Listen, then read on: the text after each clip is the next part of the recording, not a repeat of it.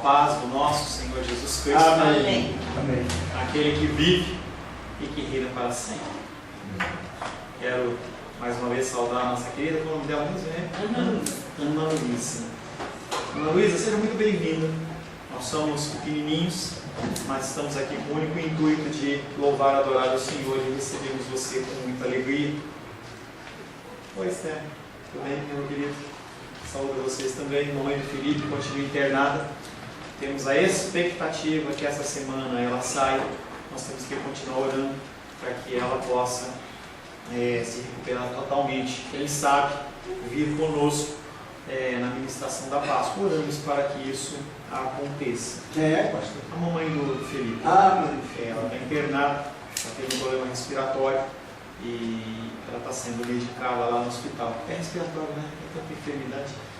Entendeu? Então nós temos que continuar orando pelas pessoas. Amém, queridos?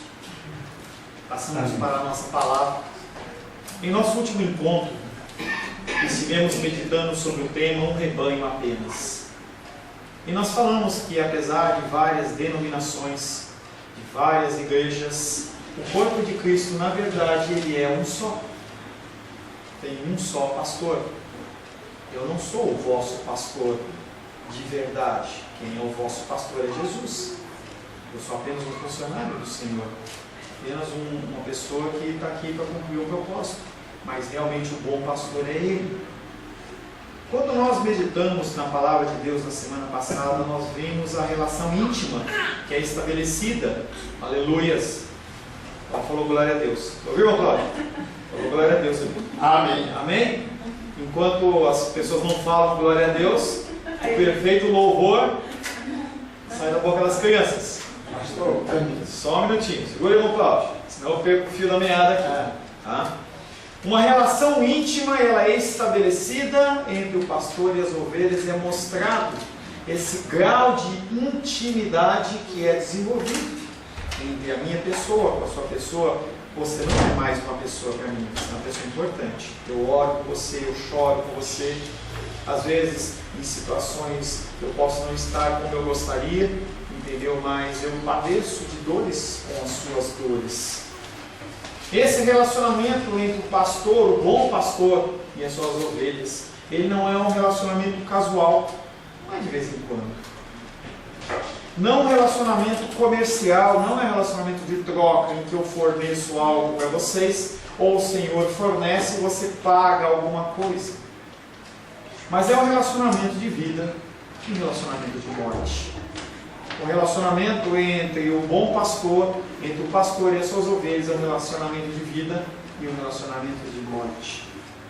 O versículo que ficou da semana passada é essa nossa imagenzinha do João capítulo 10. O versículo que ficou da semana passada é João 10, versos 14 e 15, que diz: Eu sou o bom pastor. Eu conheço as minhas ovelhas e as minhas ovelhas me conhecem. Como o Pai me conhece a mim e eu conheço o Pai, eu dou a minha vida pelas minhas ovelhas. Não nos atendo nesse versículo, nessa breve meditação a respeito da palavra da semana passada, em relação à dor, em relação ao sacrifício de Jesus. Nesse caso, nós estamos vendo o grau de conhecimento que o pastor tem das suas ovelhas. Não é um conhecimento unilateral, não é algo que é desenvolvido apenas da parte dele. Nós também temos uma responsabilidade de nos relacionarmos com o nosso Deus.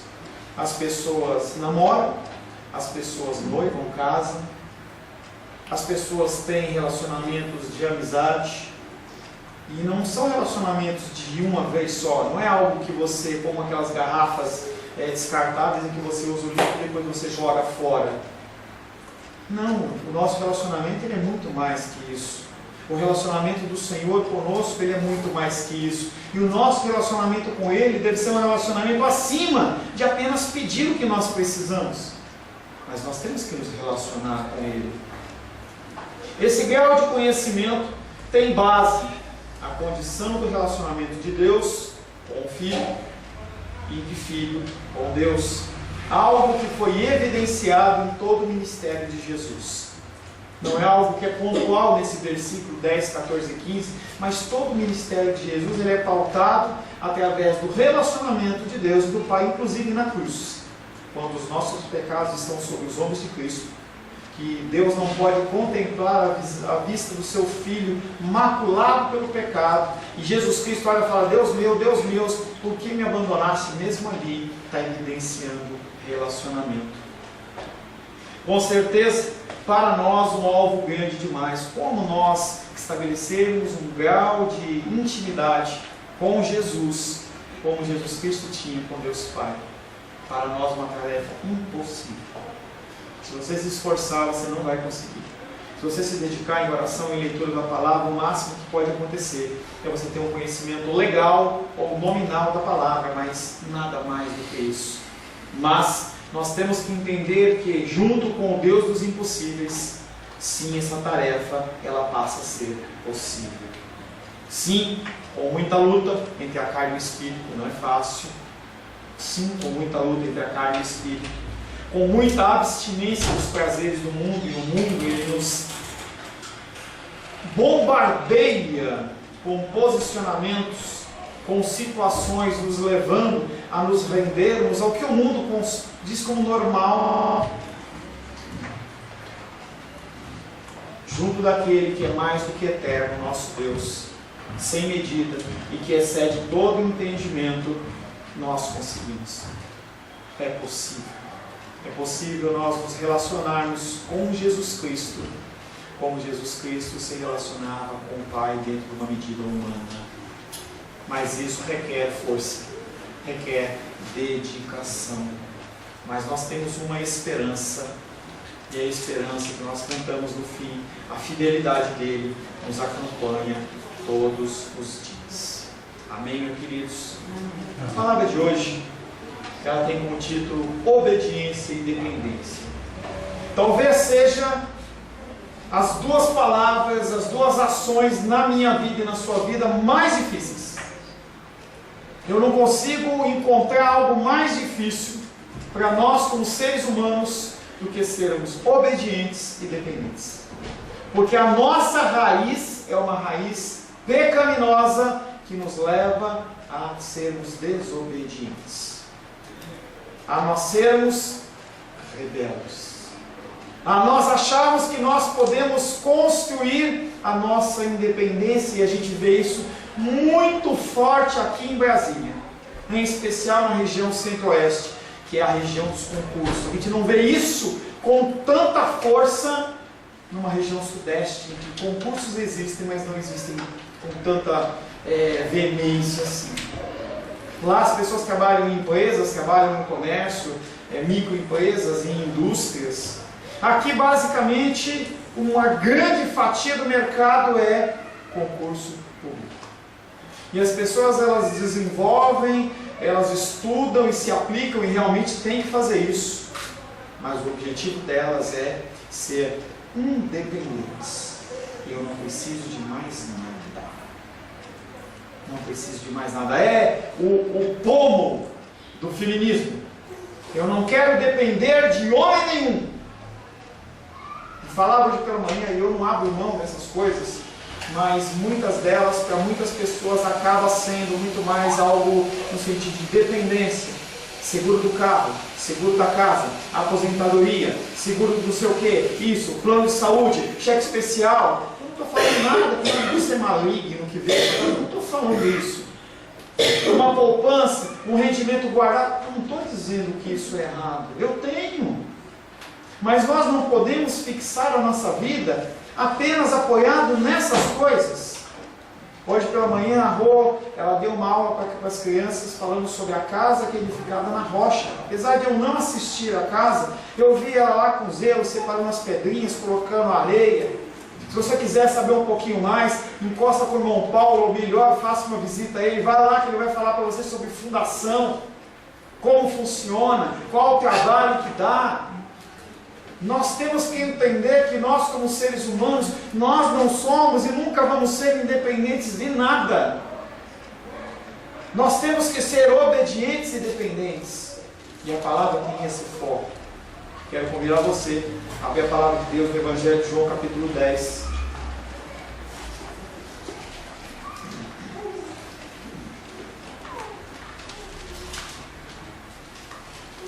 Evangelho de João, capítulo 10.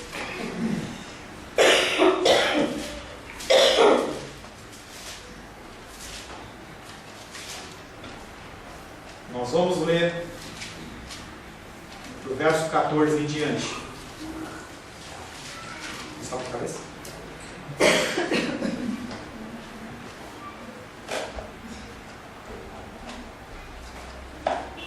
Ué, ele sabe de cabeça, né? Não é mesmo? Não é mesmo? Culto ao Senhor. Traga a sua Bíblia. Sabe de cabeça? Ah, você vai ler com ela, tá certo, esperto. Deu tempo de você pensar, né? Evangelho de João, capítulo 10, versos 14 em diante. Assim diz a palavra de Deus: Eu sou o bom pastor, conheço as minhas ovelhas e elas me conhecem a mim. E eu conheço o Pai e dou a minha vida pelas ovelhas. Ainda tenho outras ovelhas, não deste aprisco. A mim me convém conduzi-las. Elas ouvirão a minha voz, então haverá um rebanho e um pastor. Por isso o Pai me ama, porque eu dou a minha vida para a reassumir. Ninguém a tira de mim. Pelo contrário, eu espontaneamente a dou. Tenho autoridade para entregar e também para reavê-la. Esse mandato recebi do meu Pai. Palavra do Senhor. Amém? Amém. Senhor, em nome de Jesus, mais uma vez, lemos a Tua santa palavra. A Tua palavra, Pai querido, que transcende gerações. A Tua palavra, Pai querido, que se cumpre, independente da vontade humana, que não depende de Supremo Tribunal Federal, não depende de decisões governamentais. A Tua palavra é sobre todas as coisas. Entramos na Tua presença pedindo a Ti que o Senhor fale conosco. Que o Senhor nos dê um recado santo. Que o Senhor, Pai querido, nos instrua nesta noite. É um grande prazer encontrar os meus irmãos e as minhas irmãs neste lugar. Mas nós estamos aqui por algo muito maior do que isso. Nós queremos ouvir a Tua voz. Não só queremos, nós precisamos ouvir a Tua voz. Me coloco, Pai querido, como Teu ministro nesta igreja, neste momento, pedindo a Ti que o Senhor unja os meus lábios, Pai, limpe o meu coração, capacite a minha mente, para que eu venha expor a Tua palavra de uma forma simples, correta, e que venha a cumprir o desígnio ao qual ela foi escrita. Que nós possamos ser abençoados com a ação do Teu Espírito nas nossas vidas, em nome de Jesus. Amém. Obediência e dependência. Quem gosta de ser obediente? Ninguém. Quem gosta de ser dependente de alguém? Ninguém. Não há um ser humano que gosta de ser dependente. O primeiro versículo que nós vamos ministrar é João 10, 17. Ele vai trocar a fala dela? Não, estou dizendo porque precisa ligar a luz. Ela não é legal desse do escuro. Dá uma olhadinha, Luísa, por favor, que você já disse. João 10, 17 é o primeiro versículo que diz o seguinte: Por isso o Pai me ama, porque eu dou a minha vida para retomar em seguida. Jesus Cristo, ele começa a preparar o coração dos discípulos para a sua morte. E aqueles discípulos começam a ficar entristecidos, começam a ficar preocupados. E aí o Senhor, ele traz duas consolações nesse versículo, no 17 e no 18, exatamente dentro dessa preparação para o coração dos discípulos em relação à sua morte. A primeira consolação que é dada aos discípulos que estavam profundamente entristecidos por causa do que ouviram sobre a morte de Cristo, e como a sua fé poderia estar profundamente abalada, ele os conforta com uma esperança. A morte não é o fim. A morte não é o fim. A morte é um meio. O fim é a ressurreição. A morte dele iria ocorrer sim, mas a ressurreição ocorreria logo em seguida. Eu vou morrer, mas vocês não vão ficar muito tempo sem mim, não. É pouco tempo. Ele os conforta com a esperança da ressurreição. Jesus acaba de apresentar o relacionamento entre pai e filho, nós vimos no versículo 14 e 15. Ele mostra a comparação que é feita entre o relacionamento dele com o Pai e de Jesus Cristo conosco. Ele acabou de mostrar essa comparação de relacionamento também do pastor com as suas ovelhas. Esse amor do Pai pelo Filho e o amor do Filho pelo Pai são a base para que haja a possibilidade da minha salvação e da sua salvação. Se você tiver que primar por algo, se você tiver que prezar por algo, preze sempre pelo amor. Não pela apontado dele, não pelo julgamento, não pela confrontação, mas pela manifestação do amor. Jesus Cristo, ele fazia todas as coisas com amor. João capítulo 5, verso 20 diz: porque o Pai ama o Filho, ele mostra tudo o que faz, e maiores obras do que essas lhe mostrará, para que vos maravilheis. Maravilhar na Bíblia não quer dizer que fala assim, uau! Maravilhar quer dizer espanto. Nossa, isso aconteceu mesmo? E se você ler um versículo como esse, separado desse pensamento de João capítulo 10, 14 e 15, você vai deixar escapar algo muito importante. Em João capítulo 5, verso 20, ele fala sobre o amor, e fala também sobre tudo que Jesus Cristo faz, vendo o Pai fazer. E aí Deus afirma que maiores obras estas lhe mostrará. Você acha que isso só está se referindo à figura de Jesus Cristo? A resposta é não. Quando nós nos relacionamos com Jesus Cristo, quando nós buscamos comunhão com Jesus Cristo, o que acontece é que Deus nos utiliza como instrumento da sua vontade, e nós sim somos habilitados a fazer coisas maiores e melhores, porque há um relacionamento do Pai com o Filho e do Filho conosco. Aleluia, glórias a Deus. Jesus agora explica porque o Pai o ama. Ele vem falando desse amor, e ele vai explicar por que o Pai o ama. Será que Jesus Cristo é amado pelo Pai por causa do sacrifício da cruz? Será que apenas o sacrifício da cruz é algo que vai tornar Jesus Cristo amado do Pai? É apenas uma parte do todo. Será que as palavras de Jesus, pregando no sol, na chuva, no frio, no calor, em cima de barco, em cima de montanha, será que é por isso que Deus ama Jesus Cristo? Apenas um pedacinho também do todo. Será que são os milagres? Será que Jesus Cristo, ao abrir os olhos dos cegos, abrir o ouvido dos surdos, abrir a boca dos mudos, expulsar demônios, multiplicar pães, é por isso que Deus ama Jesus?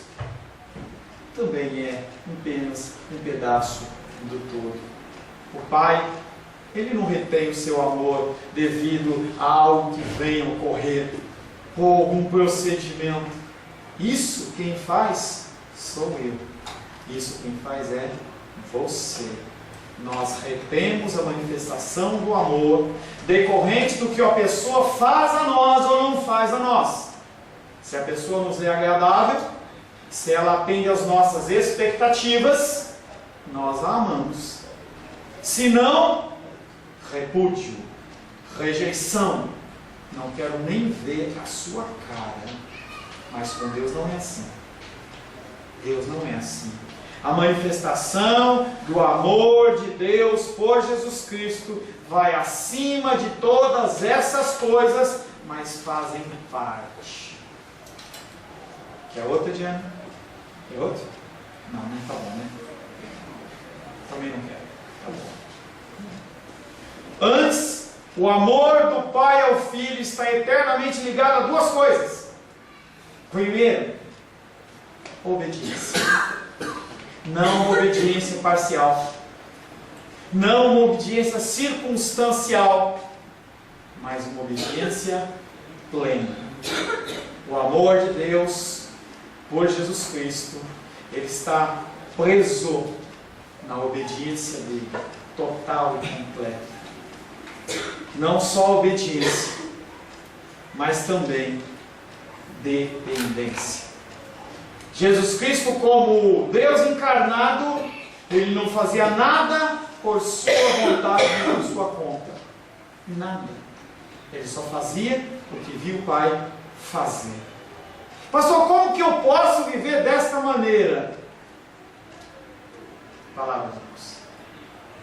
Aqui você tem todas as normas, todos os regulamentos, todos os dogmas e doutrinas, tudo que for necessário para você fazer tudo conforme a vontade de Deus. Primeiro ensinamento para você: não faça nada de supetão. Jesus Cristo não fez nada de supetão. Deus não fez nada de supetão. Jesus Cristo, quando foi escolher os seus discípulos, você vê isso nos inícios dos evangelhos, ele foi orar. Essa ideia, tem que ser agora, tem que ser nesse momento, porque se você não resolver agora, perdeu, morreu. Não existe dentro do evangelho. Você não encontra situações como essa. A situação é: ocorreu, eu vou a Deus. Eu falo: Deus, preciso da sua orientação. Não tenho capacitação. Basicamente, uma oração como essa que eu fiz no início. Você acha que eu tenho capacidade de falar de Deus para você? Você acha que eu tenho a autoridade para falar de Deus para você? Com a vida que eu levo, com o coração que eu tenho, com a mente que eu tenho? A resposta é não. Por isso que eu vou a Deus e falo: Deus, me usa como instrumento para a tua vontade. Isso é só para o pastor? Não. É para você também. Nós temos que aprender o conceito da obediência plena. E nós temos que aprender o conceito da dependência plena. Tenha o seu plano de saúde. Tenha a sua poupança. Cada vez mais difícil, mas tem. Mas não dependa disso. Se você depender das suas forças, você vai se frustrar. Quantas vezes eu me frustro, achando que a minha força ela é suficiente. Semana passada eu falei assim no culto: me espanta que o número de pessoas da manhã está ficando até igual ou maior do que o da noite. Aí Deus responde para mim: hoje tinha só a Luísa de manhã, lá embaixo. O meu coração ele tem que ser apoiado na palavra. Não é fácil, mas é realidade. O Senhor falava hoje pela manhã, e repito esse conceito: Deus ele não pode construir, não é que ele não tem capacidade, é que ele não quer. Ele não vai construir um tabernáculo de adoração na sua vida em cima de construção e alicerce podre. Não vai. Não vai. Paulo está construindo uma igreja linda e maravilhosa lá, mas se ele não tivesse feito um fundamento bem feito, caiu. Deus não constrói em cima de fundamentos errados. Por isso que ele tem que nos quebrar primeiro. Ele tem que nos massacrar primeiro. Ele tem que nos humilhar primeiro. E a ação dele não é uma ação de tirar um barato da sua cara e dar risada. Não, ele está querendo que você cresça. Que eu cresça. Por mais difícil que isso possa parecer, por mais masoquista que isso possa parecer, nós só aprendemos desta maneira. Dessa obediência e dependência desponta a disposição de Jesus Cristo de suportar a vergonha do Calvário. Ou você acha que não foi uma grande vergonha para Cristo? O isolamento dos seus parentes, amigos e discípulos, ele estava só. A rejeição na hora da morte, ser trocado por uma figura como Barrabás, assassino, estuprador da pior índole. A saúde. Peso dos nossos pecados sobre os seus ombros. E a maldição, sim, maldição. Aquele que é o autor da vida, ele se fez maldito por mim e por você. Cristo nos resgatou da maldição da lei, fazendo-se ele próprio maldição em nosso lugar, porque está escrito: maldito todo aquele que for pendurado no madeiro. E eu e você, quando ocorre alguma situação, a gente fala assim: eu não engulo o sapo. E essa é a nossa resposta. Mas Jesus Cristo, lá na cruz do Calvário, que se fez maldito por mim e por você. Mas Jesus, ele não tem a sua vida roubada. A vida de Jesus Cristo foi dada com o único propósito: retomá-la de volta. A morte sacrificial de Jesus Cristo, ela não era um fim em si mesma, mas apenas um meio.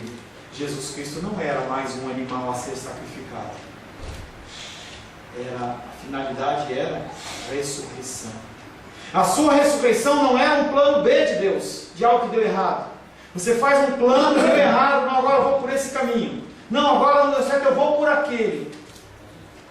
Deus não tem plano B. O que ele fez de uma forma pré-ordenada. A sua morte, ela não tinha como finalidade a morte, e sim a vida. O lema da nossa igreja é que se um grão de trigo não cair na terra e morrer, o que acontece é que ele não dá muitos frutos. Jesus Cristo precisava morrer para que eu e você pudéssemos ser alcançados. Ele morreu para ressuscitar e pela sua ressurreição prosseguir para o caminho da sua glorificação definitiva.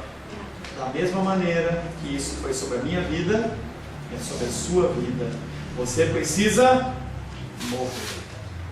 Não necessariamente fisicamente, mas você precisa morrer para a sua vontade. Você tem que entender que a sua vontade, ela pode até ser boa, mas ela não é perfeita. E a vontade de Deus sobre a nossa vida, ela suplanta todas as coisas. João 12, 23 diz: respondeu-lhe Jesus: é chegada a hora de ser glorificado. Mas ele não ia ser morto? Imagina Jesus Cristo proclamando esta frase em meio aos discípulos. Ele fala assim: olha, está chegando a hora de eu ser glorificado o Filho do Homem.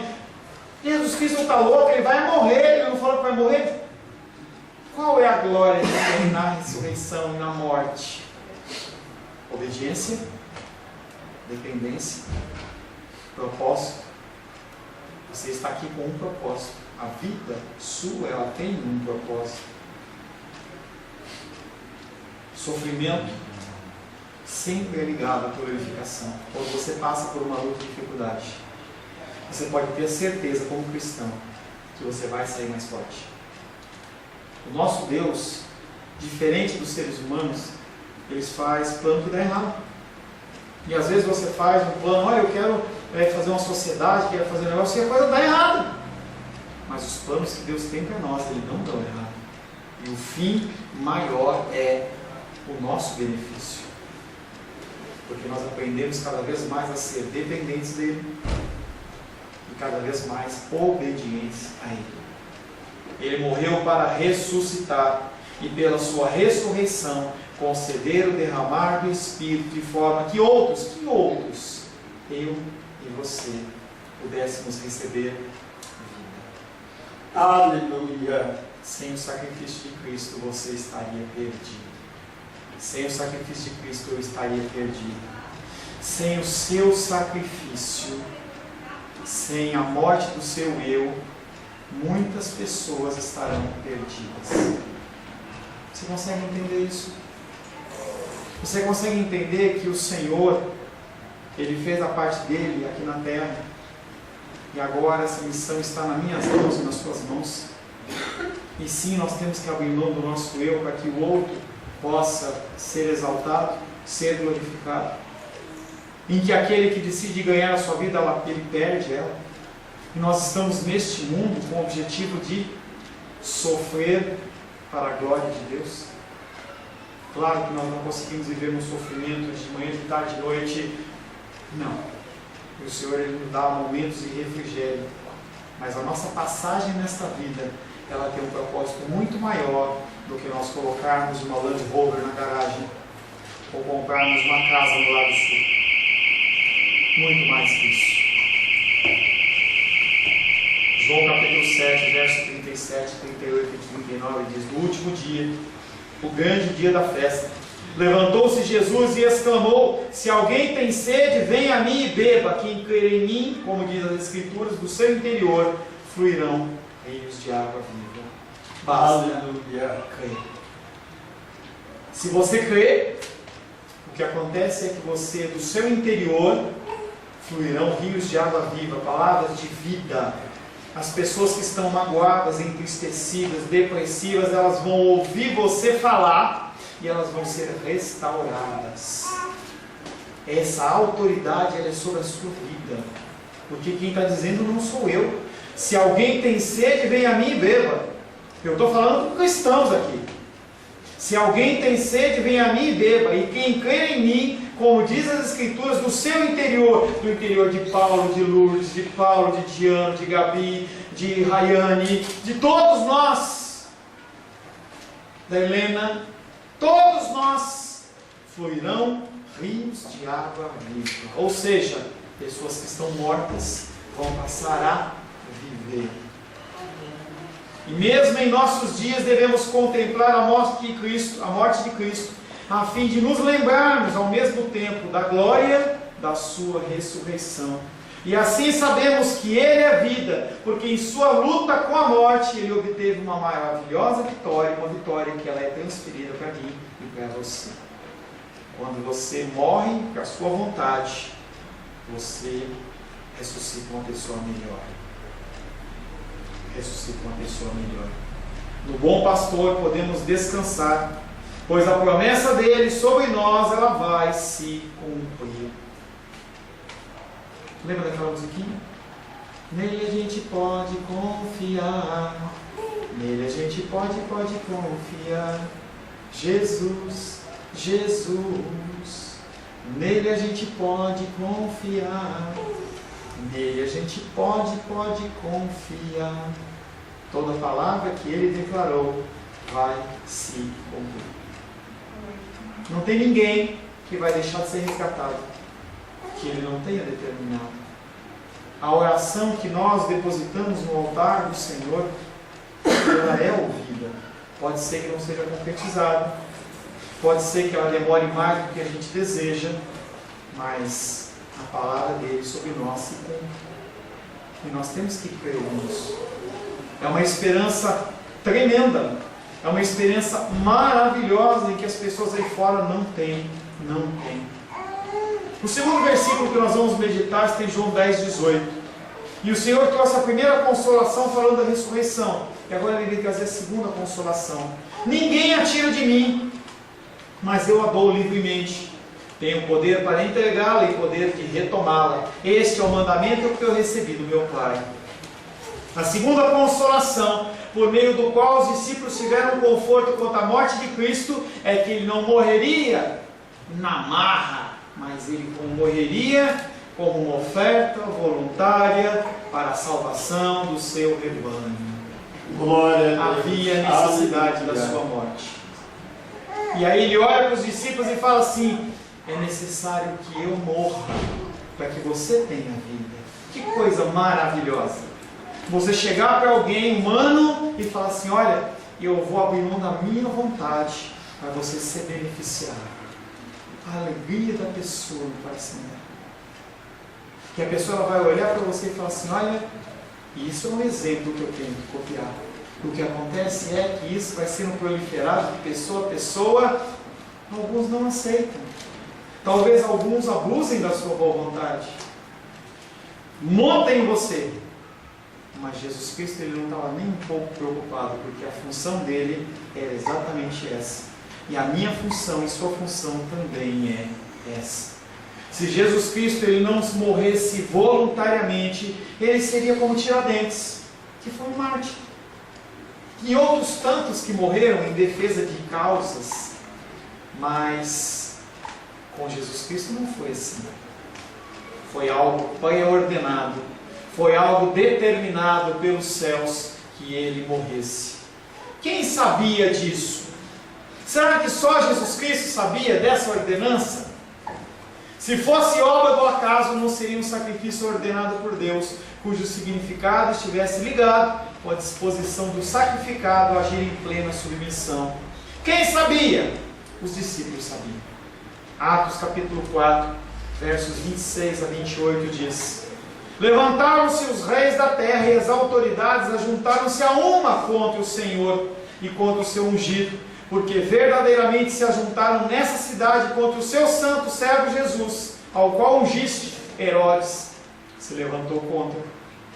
Pôncio Pilatos se levantou contra.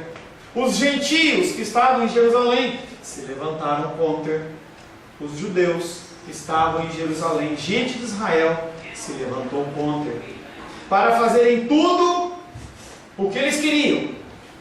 Não, para fazerem tudo o que a tua mão, e esse tua na versão da Bíblia está em minúsculo, mas é maiúsculo porque está falando de Deus, porque a tua mão e o teu propósito predeterminaram tudo. Deus olhou e falou assim: Pilatos, você tem o coração endurecido e não vai liberar Jesus.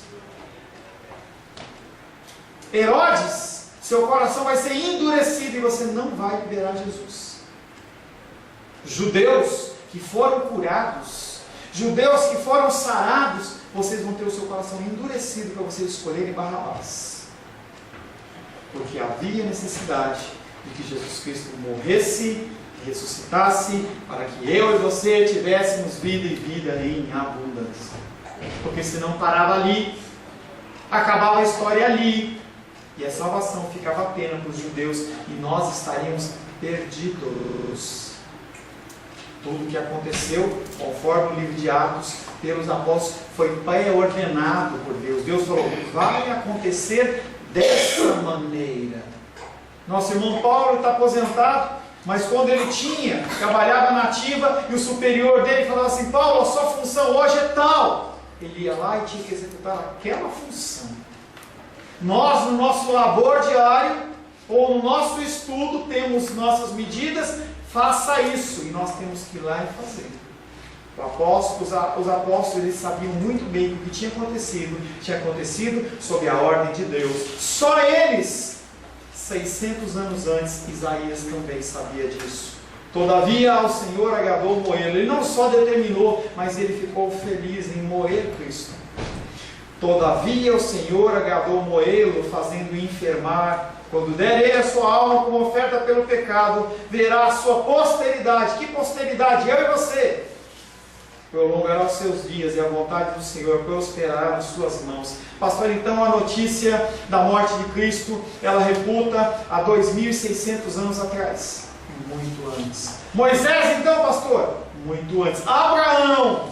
Muito antes. Adão, pastor? Muito antes. Apocalipse 13, 17, 27 e 8. O contexto da besta atacando o mundo, o anticristo agindo. Foi-lhe dado também que pelejasse contra os santos e vencesse. Quem deu? Deus. Deu-lhe ainda autoridade sobre cada tribo, povo, língua e nação. Quem deu essa autoridade? Deus. E adorarão todos os que habitam sobre a terra, aqueles que não são filhos, aqueles que não têm os nomes inscritos no livro da vida do Cordeiro. Opa! Tem um livro da vida do Cordeiro em que o meu nome e o seu nome está. Desde quando? Desde que foi morto o Cordeiro, desde a fundação do mundo. Desde quando foi ordenado que Jesus Cristo ia morrer e ressuscitar. Glória a Deus. Antes que tudo fosse criado. Não é uma coincidência, mas é uma ordem de Deus. Não só os discípulos de Jesus diante da cruz, mas qualquer um que esteja interessado em se tornar cristão deve entender que olhar a crucificação da perspectiva do Senhor nos dá a segurança de que tudo que acontece na nossa vida está nos planos de Deus. Nada acontece com você fora dos planos de Deus. Ninguém toca em você se não for permissão de Deus. Ninguém toca. Nem polícia, nem ladrão, nem traficante, nem cai-raio, nem destruição, nem bomba, nem coisa nenhuma toque em você, se Deus não tiver um propósito na sua vida. 1 Samuel 26:11 fala: o Senhor me guarde de que eu estenda a mão contra o seu ungido. E a história que está acontecendo é Saul perseguindo Davi. Saul sabia que ele ia perder o trono dele. Davi já tinha sido ungido. E aí Saul ele sai para perseguir Davi e luta, e Davi passando lutas e dificuldades, mas nunca Saul colocou um dedo em Davi. E quando Davi tem a oportunidade de dar paga àquele homem, ele fala: que o Senhor me guarde, que eu estenda a mão contra o seu ungido. Agora, porém, toma a lança que está à sua cabeceira e a bilha de água e vamos, não faça mal a ele. Deus não permite que nada aconteça na minha vida e na sua vida fora dos seus planos. Amém, queridos? Não acabei não. Amém? Amém. Da mesma maneira, os homens que não têm poder nenhum de gerar dores, exceto até onde lhes é permitido o Pai. João 19, 10 e 11. Então Pilatos o advertiu: não me respondes? Não sabes que eu tenho autoridade para te soltar e autoridade para te crucificar? Respondeu Jesus: nenhuma autoridade teria sobre mim se de cima não te fosse dada. Quem deu a autoridade para julgar Pilatos, ou para julgar Jesus, quem deu essa autoridade para Pilatos foi o diabo. Não foi o diabo. Quem deu a autoridade para que o coração dele se endurecesse, porque se ele quisesse, ele olhava para os judeus e falava assim: judeus, eu estou nem aí para o que vocês estão falando, eu vou liberar Jesus e pronto. Não era plano de Deus. Deus endurece o coração de Faraó, endurece o coração de Judas, endurece o coração de Pilatos e Herodes. Jesus, ao entregar-se a si mesmo, recupera a sua vida com a ressurreição. Nós, como seus discípulos, somos chamados a fazer o mesmo. Você não foi chamado para o cristianismo para você ficar sentado na graminha. Você tem que padecer como Deus, como Jesus Cristo padeceu. As vidas precisam disso. João 12, 25 responde para você que quer ficar sentado na graminha sem fazer absolutamente nada. Não quero ler a palavra, Senhor, é cansativo. Eu não quero orar, Senhor, é cansativo. Eu prefiro ver no Netflix. Senhor, esse negócio de ficar investindo aí, tá, orando, eu prefiro correr atrás da minha vida para descolar. A resposta de Jesus para você e para mim, quando pensamos assim, é a seguinte: João 12, 25, quem ama a sua vida, aperte. Mas aquele que odeia a sua vida, olha que forte, mas aquele que odeia a sua vida neste mundo, preservá-la para a vida eterna. Quer continuar vivendo segundo os padrões do mundo? Faça o que você achar melhor. Só que entenda que o que Jesus está falando é: quando você faz isso, você perde a sua vida. Você não vai ter salvação eterna. Na antiga lei, Moisés recebeu de Deus muitos mandamentos. Além dos mandamentos, tiveram outros que os homens criaram. Uma pilha de mandamentos novos que não estavam na Bíblia, mas que eles inventaram. Você não pode fazer isso, você não pode fazer aquilo, você não pode usar maquiagem, você não pode usar cabelo curto se for mulher, você homem tem que usar terno, aqueles montes de coisa, e os homens de hoje acrescentam outro monte. Mas Jesus recebe um só, o do amor. Um amor até onde? Qual é a medida do amor? Amor até a morte. Em prol de quem? Dos necessitados, dos carentes e dos desesperados. Jesus Cristo cumpriu, pastor? Cumpriu. E agora? Agora é minha vez. Agora é a sua vez. Mateus 22, 39. Amarás o teu próximo como a ti mesmo. Abre mão de tudo pelo próximo. Deixa de dormir pelo próximo. Gasta e investe tempo de oração pelo próximo. E o Deus que está sobre todas as coisas, Ele nos vê e nos abençoa. Um amor que é manifesto por nós através de atitudes simples, como uma ligação, um copo de água. Um amor que é manifesto por nós através das atitudes do fruto do Espírito. Um amor que é manifesto por nós através da preocupação com o outro, em vez de primeiro eu, depois eu e eu de novo. Um amor que é manifesto por nós através da obediência ao Pai.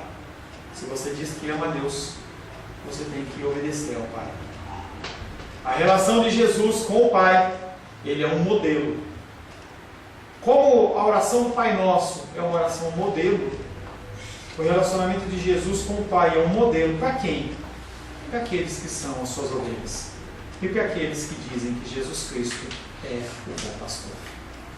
Senhor Deus, queremos glorificar a Ti pela palavra desta noite. Confessamos a Ti que uma das maiores dificuldades que nós temos é realmente a obediência e a dependência. Queremos, Pai, ter subsídios, queremos ter dinheiro suficiente, queremos estar com a nossa condição estabilizada, conforme a sociedade diz, até aos 40 anos de idade. Mas o Senhor não nos ensina isso na Tua palavra. O Senhor fala que o Senhor não tinha onde reclinar a cabeça. E o Senhor é o autor da vida. O Senhor é aquele que abriu mão de todas as coisas, abriu mão da sua glória. O Senhor permitiu que homens e mulheres cuspissem na sua cara, colocassem uma coroa de espinho na sua cabeça, que deixassem desnudo perante a sua mãe, o que era um ato de extrema vergonha, para cumprir o propósito maior. O Senhor fez isso de forma plena ao declarar na cruz do Calvário que está consumado. Não havia mais nada a ser cumprido, não havia mais nada a ser feito. Mas a nossa vida é uma vida que se inicia dia após dia. E nós somos carentes, Pai, de sermos dependentes. Nós somos carentes de sermos obedientes. Se o Senhor entregar o nosso coração à nossa própria vontade, o que irá acontecer é que nós nos rebelaremos e nós, Pai querido, seremos desobedientes. Mas se o Teu Espírito Santo nos envolver com o Teu amor, se o Teu Espírito Santo nos envolver com a Tua graça e com a Tua misericórdia, no fim nós seremos filhos e filhas amadas em quem o Senhor tem prazer. Nos capacita, Pai, a cada vez mais sermos instrumentos do Senhor nesta terra.